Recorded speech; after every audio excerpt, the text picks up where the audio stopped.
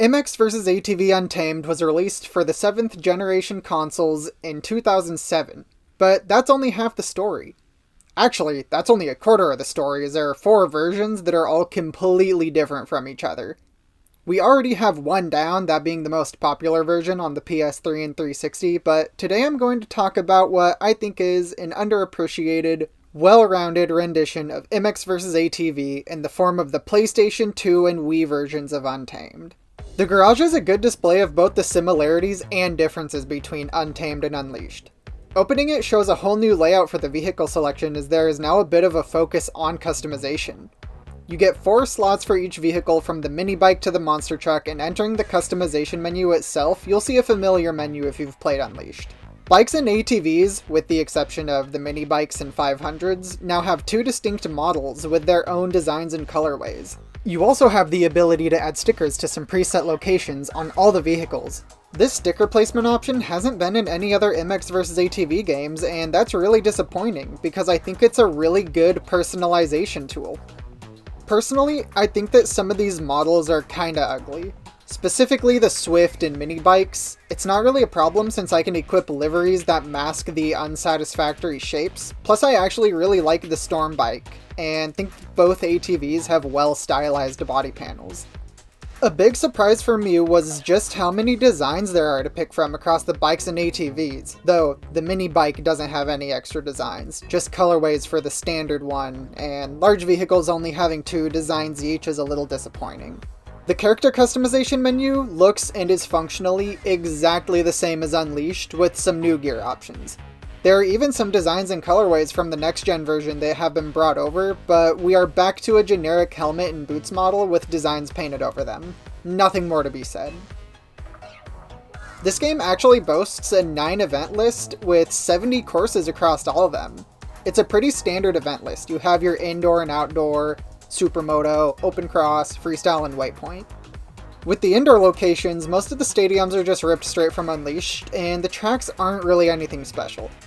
The freestyle layouts don't do anything for me, and there's only 4 layouts to play on, which is by far the lowest in the series. There's a game mode called Ski Jump, 2 gigantic jumps back to back. The name of the location is Deer Run, and it has both a sunny summer version and a snow-packed winter version. This is the only time in the entire MVA series we would see this, and while I don't really have anything profound to say about it, I had to put some eyes on it. It's such a funny inclusion. The Supercross tracks are painfully easy. Most of the tracks feature rhythm sections that are smoothed out pretty aggressively, though some of them do have really cool split on-off rhythm lanes that are pretty fun. I also think that these tracks are laid out well, despite feeling super smoothed out. The Supercross tracks also do this really weird thing on a bunch of them, where the finish line banner is on the landing of the jump, rather than the takeoff. And if it was once or twice, I wouldn't say anything, but it's on a bunch of them. Like, to the point I started to question if the people making these tracks or placing the gates just didn't know any better. There are also a couple of start straights that get narrow really fast. Like, you start and immediately have to veer or you're going to be hitting tough blocks. The outdoor locations, on the other hand, despite using some of the same biomes and seemingly assets, are given set dressing that makes them visually distinct. Not only that, vegetation is a lot more dense in this game. Actually, object density in general is higher. There are way more buildings, wooden walls and fences. The tracks have tire stacks and little yellow and blue tires buried in the dirt. There was more of an attempt to have more grounded, quote-unquote, locations. Like, you won't be racing through ancient Egyptian and Mayan monuments, but there are still fantastical elements to them. I have mixed feelings overall on the Nationals. Some of the layouts are just a bit lacking. For the most part, there isn't anything inherently wrong with the layouts, and what I'm about to say only involves like a quarter of them. The awkward twisting layouts just don't really do it for me.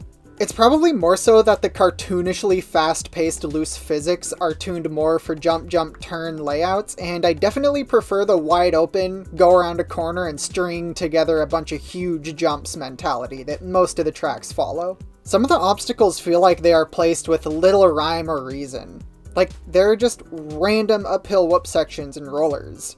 Where Unleashed Nationals were more like big Supercross tracks built on hillsides, These feel more like outdoor tracks with Supercross attributes, and I just don't think some of these tracks flow all that well. With that said, the ones I do like, I actually love. I think a majority of these tracks are built perfectly fine and are tuned very well to the gameplay. Okay, seriously, who is putting these finish line banners on the landings? The other events I have mixed feeling towards are Supermoto and Opencross. Supermoto has some very outlandish courses that have you jumping over roller coasters at county fairs, and racing around airfields, dodging parked tanks, and weaving in and out of hangars. Mar del Sol has both the Supermoto and Opencross variant that has you racing on the streets of a beach town on a hillside. I've said it in the other games, Opencross tracks are a little boring because they are so wide open to account for the larger vehicles they are intended for. But something that stands out to me are the two nighttime tracks. Despite being in the same location and sharing some layout similarities, the nighttime tracks actually differ quite heavily from their daytime counterparts. I also just love nighttime tracks in general. Especially in these older PlayStation 2 games, they have such a eerie but still down-to-earth vibe to them. While I think Opencross's only crime is being a little boring, Supermoto in this game actually just feels bad. To me, everything just feels off in terms of the way the vehicles handle. The dirt sections feel really weird, like the controls are unbelievably touchy, but also super slippery. Which, that does make sense, since we are supposed to be using slick tires, but it makes everything just feel bad, and that sucks, because I actually think some of the Supermoto tracks are really cool. Bonus tracks is a new section, and these tracks are kinda odd in the sense that they all could have been put in Nationals, Supercross, or Opencross respectively, but were given their own list for whatever reason. These tracks are by far the most unique in the game, having you cut through scrapped cars and cargo containers on TK's salvage yard, or jumping through foundations onto platforms and dodging construction equipment on IS Construction. There's also a track built right on top of a golf course, and it looks really good with its sand traps and central pond. These have to be my favorite tracks in the game for their unique premises alone.